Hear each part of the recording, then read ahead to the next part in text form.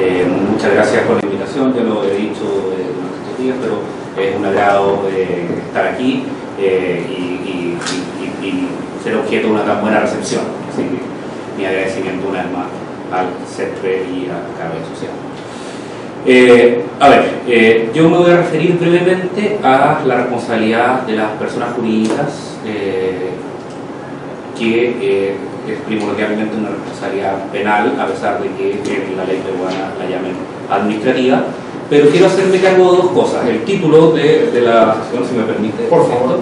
Me gustó la responsabilidad penal o administrativa de la empresa, la discusión en Alemania y en Chile.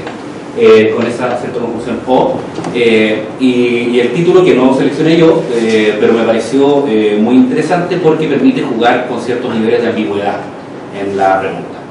El primero es preguntarnos qué es lo que queremos, si es que queremos una responsabilidad penal o una responsabilidad administrativa. Y segundo, el segundo nivel donde se puede discutir es qué es lo que existe, en este caso en Perú, pero también nos podríamos hacer cargo de eso a propósito de Chile o a propósito de Alemania. Respecto a lo primero, de qué queremos, o si queremos una responsabilidad penal o queremos una responsabilidad administrativa, la primera pregunta es, bueno, ¿por qué queremos una responsabilidad de la empresa por delitos? Y esa pregunta se responde desde varios puntos de vista. Tal vez el más importante es entender a la empresa como un contexto en el cual se cometen delitos y que es un contexto complejo. Se ha hablado, y creo que voy a centrarme en eso, de la irresponsabilidad organizada. La responsabilidad organizada consiste en que en ciertos casos no es posible identificar la persona natural que al interior de la empresa ha cometido el ilícito, no es posible sancionar a esa persona que ha sido identificada, o derechamente no existe una persona responsable al interior de la organización. Para clarificar y poner algunos ejemplos, en un caso, por ejemplo, de contaminación de delitos medioambientales, tal vez hay una falencia en toda la cadena que haga que no concurra ninguna persona en específica el tipo subjetivo y el conocimiento suficiente para entender que estaba realizando la comisión del ilícito, sino que se ha diluido la responsabilidad en toda la empresa. Para combatir esto, entonces, se ha entendido que es necesario que exista una responsabilidad penal de las personas jurídicas, que las personas jurídicas también puedan responder cuando, dado que no es posible siempre ser responsable a las personas naturales. Pero hay otras razones que también son relevantes, que tienen que ver, por ejemplo, con el llamado risk shifting, o podríamos llamarlo en español, la inversión del riesgo. Algo que es sabido, pero que se comenta poco y que se hace cargo poco del derecho penal, es que la verdad es que los gerentes de las empresas, los directivos de la empresa, muchas veces son mucho más adversos al riesgo que los directores o que los accionistas. Quieren evitar cometer delitos. ¿Por qué? El accionista muchas veces tiene su interés en varias empresas distintas, y en ese sentido no le importa arriesgar una. Su pérdida va a ser económica solamente, va a perder un poco de plata, pero tiene cierto dinero también en otro lado. En cambio, para el gerente, tiene una fuente de trabajo solamente, que es esa empresa, y a la vez tiene una reputación. Si es descubierto cometiendo delitos, posiblemente se le va a dificultar la posibilidad de encontrar trabajo en otra parte. ¿Qué es lo que pasa entonces? Existen mecanismos al interior de la empresa para poner cierta presión en los niveles gerenciales para cometer delitos. Por ejemplo, metas, cumplimiento de metas. Sabe que usted tiene que lograr cierta cantidad de ingresos de aquí a tal fecha. Ese tipo de cultura empresarial, ¿cierto?, promueve la comisión de ilícito, pero no tiene ningún costo para los accionistas, no tiene ningún costo para los directores, que de hecho desconocen la comisión del delito, pero la han promovido de una forma tal vez poco directa, pero bastante comprensible para la gente que trabaja ahí. Lo que se busca es que ese riesgo, que en este momento está para el gerente, para el subordinado, pasa a ser un riesgo de la empresa, pasa a ser un riesgo de los directores a través del establecimiento de una responsabilidad propiamente de la empresa. Y cito este caso porque cuando se crea en Chile la responsabilidad penal de las personas jurídicas del año 2009, mediante la ley 20.393, un profesor, ¿cierto?, muy conocido en Chile, Enrique Puri, que murió hace algunos años, sacó una carta en un diario diciendo que esto era el colmo, que era terrible, que esto en verdad afectaba a los accionistas. Y decía, piénsese en esta pobre viejecita que puso todo su ahorro en una empresa y que va a ser víctima entonces de esta sanción penal porque va a afectar a la empresa. Bueno, la verdad es que ese no es normalmente el caso de los accionistas, no son la viejecita que puso sus pocos ahorros en la empresa, pero a la vez, si esta viejecita hubiera ejercido responsablemente su rol de accionista, posiblemente hubiera ayudado a la prevención de lo ilícito. La idea es precisamente que los accionistas se hagan responsables de este tipo de situaciones. Esto nos lleva a la pregunta de, muy bien, todas estas cosas parecen importantes, parecen necesarias, hay muchas otras razones para establecer la conveniencia de un sistema de responsabilidad de personas jurídicas, pero la pregunta es, bueno, ¿por qué no hacemos una responsabilidad administrativa de las personas jurídicas? Y que es la pregunta, ¿cierto?, del título. Y hay varias razones para que se prefiera una responsabilidad penal. Tal vez la más importante es el valor simbólico que tiene el derecho penal. Ese valor simbólico del derecho penal se deriva de la existencia de la culpabilidad como elemento del delito. El derecho penal lleva necesariamente asociado un reproche que no lo lleva la sanción administrativa. Contaba en un caso, ¿cierto?, en la exposición que tuvimos antes, que es del expresidente de Chile, Sebastián Piñera, quien fue sancionado con una multa administrativa por no abstenerse de una compra con información privilegiada, insider trading. Y no fue sancionado penalmente, la causa quedó solo en una multa. Por distintas razones la Fiscalía optó por no perseguirlo penalmente. Y cuando durante la campaña política se plantea este tema, sale a la luz, ¿cierto?, lo comenta el otro candidato, dice, oiga, pero él fue condenado por insider trading. La respuesta de Piñera fue, no, señor, a mí me condenaron solo por una falta administrativa y el uso de información privilegiada, un delito. Y eso muestra que la diferencia entre un delito o una multa administrativa es ser un delincuente o ser presidente de la República. La verdad es que hay un significado en eso. La pregunta clave acá es si es que es posible que ese efecto simbólico del derecho penal se traspase sin más a la persona jurídica. En Alemania, por ejemplo, hay ya un efecto reputacional importante en una empresa que incumple con el derecho, a pesar de que no hay una responsabilidad penal de la persona jurídica. Eso puede ser simbólicamente mucho más potente que una responsabilidad penal de la persona jurídica. En otros países, una multa administrativa puede significar poco y tal vez la responsabilidad penal va a significar más. En ese sentido, desde el punto de vista de la estrategia, va a tener que ver con la realidad de cada país. No es posible decir que es una fórmula general, que siempre la responsabilidad penal de las personas jurídicas va a ser mejor o que nunca va a ser mejor. Va a depender de cuál sea la realidad de ese país. En Chile hasta hace poco no había mucho peligro reputacional para una empresa por cometer infracciones y entonces tal vez daba lo mismo incluso que una responsabilidad penal. Eso ha ido cambiando, entonces también hay que entender que es un proceso dinámico. Desde el punto de vista estratégico, entonces, hay que ver la realidad de cada país y me voy a referir a eso también a continuación cuando me haga cargo de la pregunta no qué conviene, sino qué es el tipo de responsabilidad que estamos observando. Hay otras razones también y tienen que ver con, por ejemplo, economía procesal. Es mucho más fácil hacerse cargo de una responsabilidad por un delito si es que también se va a perseguir a la persona natural en el mismo proceso en que se persigue a la persona natural, y eso es un proceso frente a un tribunal penal. Adicionalmente,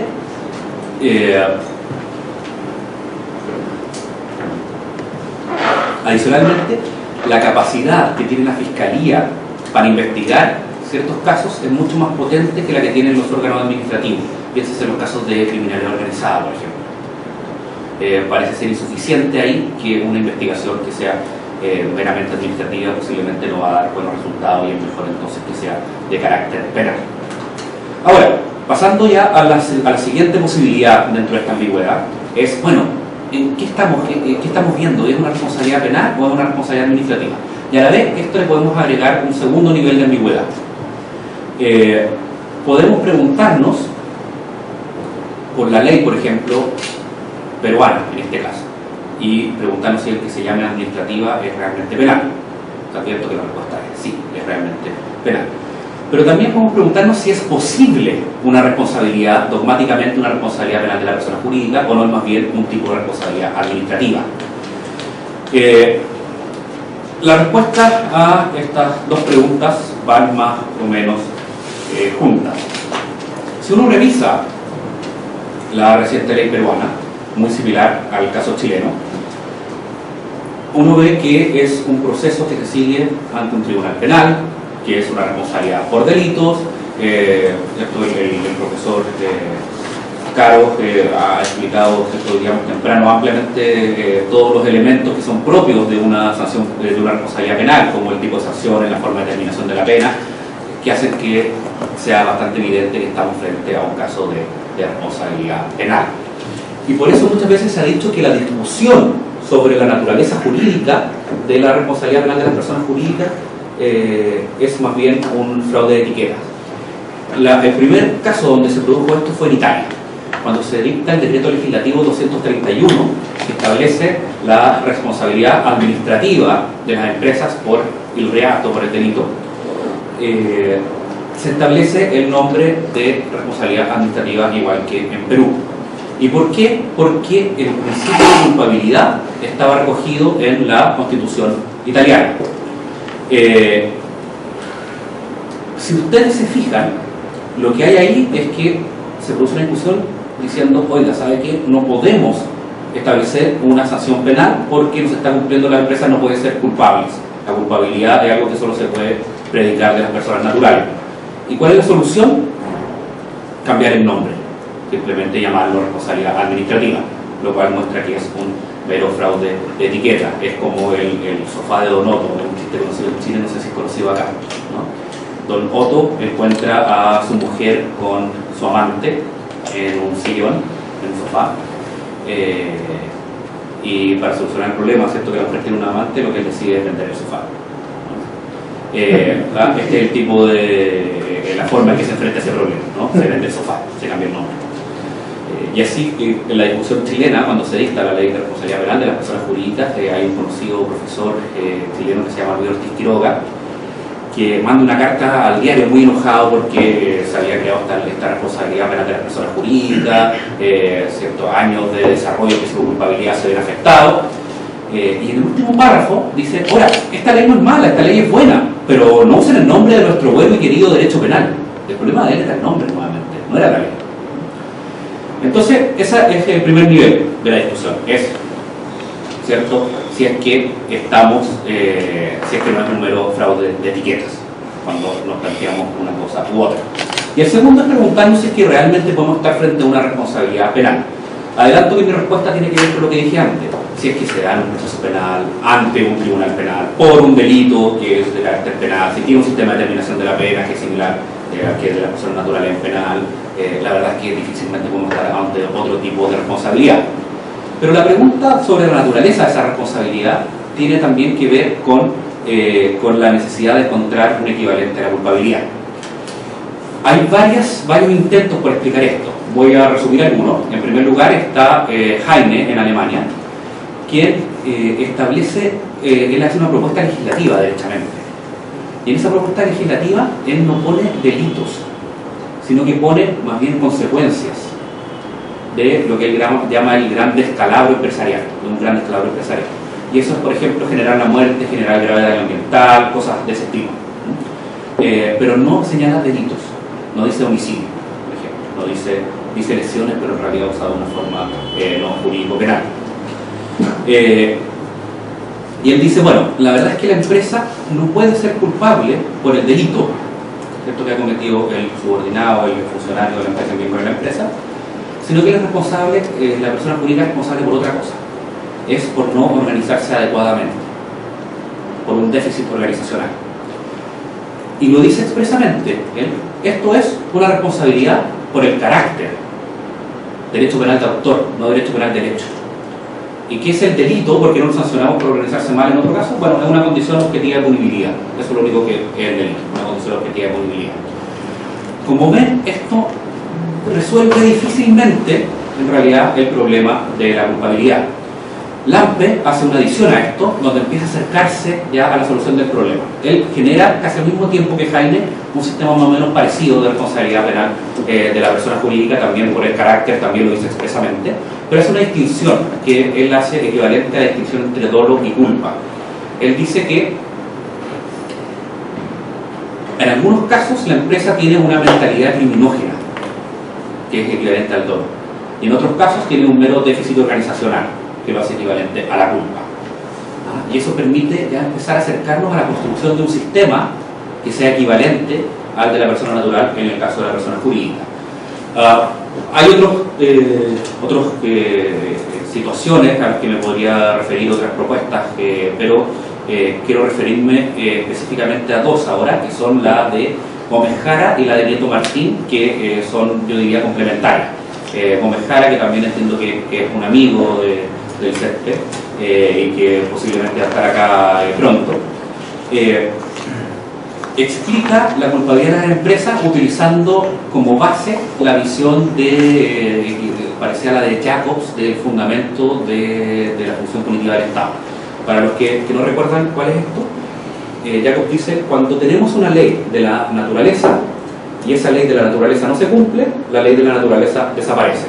Si yo digo todos los jueves tiene que llover y mañana no llueve, entonces quiere decir que mi ley no era válida. Las leyes humanas funcionan distinto.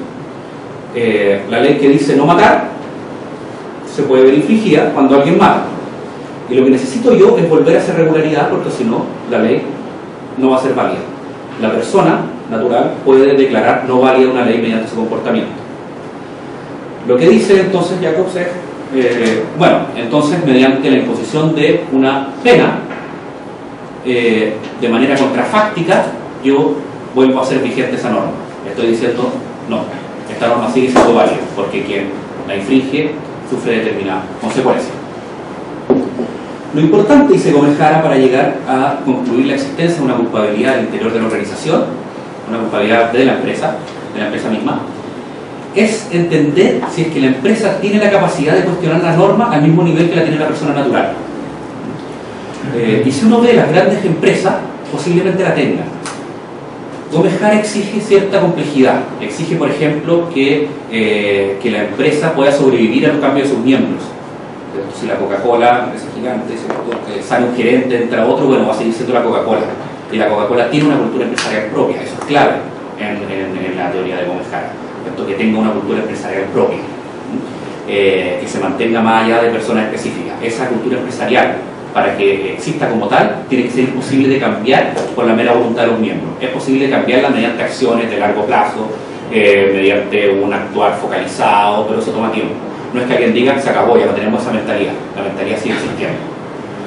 La pregunta, en todo caso, también es si es que las empresas corrompen a las personas que trabajan en ellas, o la verdad es que la empresa selecciona a personas que ya vienen corrompidas, o esas empresas generan cierta atracción. Hay estudios que de hecho han llegado a la segunda conclusión, que más bien se produce una relación, se identifica a las personas y encuentran atractivo trabajar en empresas que incumplen. Lo que dice Gómez Jara entonces es que en la medida que las empresas entran al debate público y son capaces de tener una voz y expresar una opinión más allá de la opinión de sus miembros, entonces tenemos que entender que esas empresas también tienen la capacidad de cuestionar la vigencia de la norma y que por lo tanto, al incumplir ese rol social que tienen, también tienen algo equivalente o algo parecido a la culpabilidad. Con eso paso a Nieto, y que Nieto lo que dice es que si bien le parece atractiva una versión como la de Gómez Jara, de hecho la defiende como una versión correcta, para él no es tan importante, ¿cierto?, si esta versión es correcta o no. Para él lo que hay es una forma de intervención, y esa forma de intervención lo que debe buscar es reducir ciertos grados de incertidumbre en el actuar de la empresa, tratar de que la empresa no cometa delitos. Y por eso conecta el delito de la empresa derechamente al incumplimiento de establecer sistemas de compliance o sistemas de prevención de delitos al interior de la empresa. Dice, ahí está, es el núcleo de la culpabilidad, que es el incumplimiento de estas medidas específicas de compliance. Dicho esto, entonces solo podría haber una verdadera responsabilidad penal cuando tenemos un sistema que establece una responsabilidad originaria de la empresa, no una responsabilidad vicarial. Hay dos tipos de sistemas para hacer responsables a las empresas en general. Uno que es el vicarial, donde automáticamente la responsabilidad de la persona natural que comete el delito se atribuye a la persona jurídica. Si el gerente sobornó a alguien, lo comete cohecho, automáticamente la empresa es responsable sin más. Responsabilidad originaria exige que la empresa haya tenido ella misma un déficit organizacional. Normalmente hay otros criterios, pero el déficit organizacional es el más normal. Y ahí radicaría su culpabilidad en haber permitido, mediante el déficit organizacional, la comisión del ilícito. Y en ese sentido sería secundario. Cuando uno revisa entonces los modelos legislativos existentes, rara vez uno se encuentra con un modelo puro, sino que hay modelos que tienen elementos de los dos tipos. Vamos derechamente a referirnos al modelo peruano que es parecido al chileno. Tal vez si me permiten, antes de llegar a eso, brevemente un comentario sobre el modelo alemán. En Alemania no hay responsabilidad penal de las personas jurídicas, hay una responsabilidad administrativa, que es propiamente administrativa, con un sistema infraccional, que es filo penal, cercano al derecho penal, pero no es exactamente, se considera que no es exactamente derecho penal, o también se llama derecho penal en sentido amplio, que es un sistema donde solo se imponen multas. Y automáticamente, por la comisión de un delito de la más alta jerarquía de la organización, eso se llama teoría de identificación, se identifica la voluntad de la empresa con la voluntad de sus más altos funcionarios. Cuando existe la infracción, la comisión de un ilícito, ya sea infraccional o penal, automáticamente la empresa es responsable. Y hasta ahora ese sistema no le ha funcionado mal a Alemania. Y una de las razones por las que Chile o el Perú establecen un sistema de responsabilidad penal de las personas jurídicas es porque la OECD lo exige. Para entrar en ella, por lo menos en el caso de Chile fue bastante claro y se dijo expresamente, lo estamos adoptando por eso. Pero no se exigía un sistema penal. Uno podría decir, bueno, ¿y por qué no establecer uno administrativo entonces? La primera pregunta es ¿para qué? Pues si se puede establecer uno penal, establezcamos uno penal. Pero por otro lado, tanto el Perú como Chile no tienen una institucionalidad que permita hacerse cargo de un nuevo sistema de responsabilidad infraccional. Alemania lo tiene. En Alemania existe para un montón de delitos, no solo para la responsabilidad de la persona jurídica. Uno necesitaría crear, no sé, tribunales especiales o procedimientos especiales. Bueno, la verdad es que si no está esa institucionalidad, es mucho más razonable recurrir al derecho penal. Estratégicamente y en términos de costo, es lo evidente. Dicho eso, si uno revisa la ley peruana, lo que hay es un sistema vicarial en principio, donde se identifica la comisión del ilícito según el modelo europeo, no solo por lo que realizan los que mandan en la empresa, sino también los subordinados directos de estas personas. Eso es propiamente un sistema vicarial. Pero ese sistema vicarial tiene correcciones que son de tipo de responsabilidad originaria. Y por eso se ha hablado de que es un híbrido. Si uno establece un sistema de compliance, lo cual demuestra que la empresa se ha organizado adecuadamente, entonces es una situación, un eximente de responsabilidad. En Chile se estableció un poco distinto. Se dice que solo será responsable la empresa si es que el delito fue causado por ese déficit organizacional, por la falta de supervigilancia por parte de la empresa. Y ahí uno puede decir, bueno, es un caso de atipicidad, cuando no está esta preocupación, esta supervigilancia. En el Perú, yo creo que esa es una de las discusiones que vamos a tener que tener ahora, ¿cierto?, a continuación. ¿Qué significa que se establezca como un eximente y no como una condición del tipo, como un elemento del tipo? ¿Qué tipo de responsabilidad? Y traigo con esto a colación un caso que sucedió en Chile y que con esto lo vinculamos con Gómez Jara. Gómez Jara, como lo comenté antes, dice, bueno, para que haya responsabilidad penal de las personas jurídicas, la persona jurídica tiene que tener un nivel de complejidad. Cuando es muy simple, es como si fuera un menor de edad en el derecho penal, o sea, no es todavía imputable. Y resulta que ni en Chile ni en Perú se estableció esa sutileza, se estableció esa distinción. Todas las empresas son responsables, no importa cuán poco compleja sea. Bueno, hubo un caso hace poco en Arica, en Chile, donde se condenó por cohecho a una persona natural que a través de su empresa estaba pagando su bono a funcionarios de la municipalidad para quedarse con ciertos contratos. Pero resulta que esa empresa, que es la que se beneficia, la que realiza los pagos y de la cual es el gerente y que él es prácticamente el único dueño, 98% tenía, es una empresa que no es demasiado compleja, es una empresa bastante simple, una empresa tan simple como una persona natural, hay una sola voluntad y la desarrolla. ¿Y qué es lo que dice el tribunal?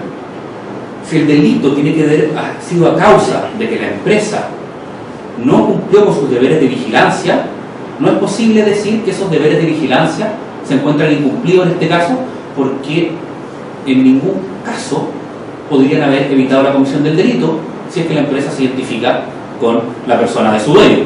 Si son la misma persona, establecer un programa de compliance habría sido absolutamente superfluo, no habría servido de nada, no habría evitado el delito y por lo tanto no se puede entender como causa.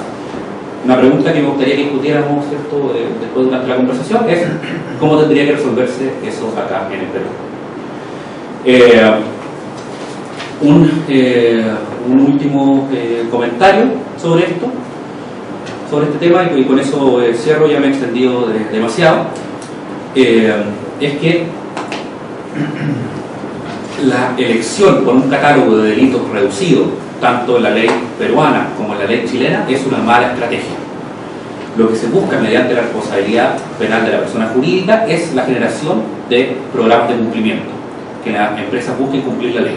Cuando se reduce a un solo delito como en el Perú, o a 3 delitos como en el caso de Chile, que se van a ampliar posiblemente a 5 al final de este año, pero son todavía muy pocos, lo que se está diciendo es, ¿sabe qué? La empresa solo debe preocuparse de evitar estos pocos delitos y no otros.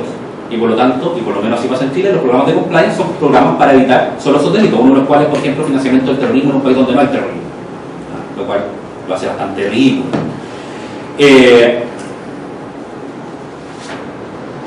Pero más importante que eso es que una de las fórmulas que hacen que un programa de compliance realmente funcione es que se cree una cultura empresarial, podríamos decir positiva, de cumplimiento.